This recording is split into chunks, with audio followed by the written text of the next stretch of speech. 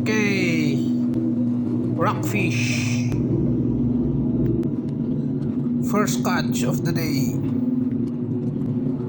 So ganyan lang gawin natin sa pagpapain, no?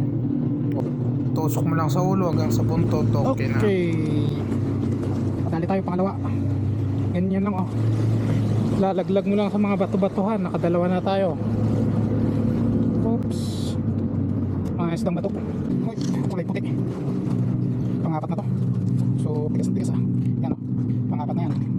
At papalitan natin yung tubig. Fresh.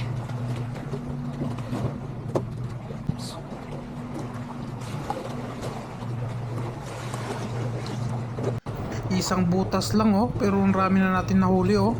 Galing. Maraming isda ngayong araw na to. Pang 15 na siguro yan. Lagay ulit tayo ng pain, no? Ganyan lang. Yung maliliit lang na hipon.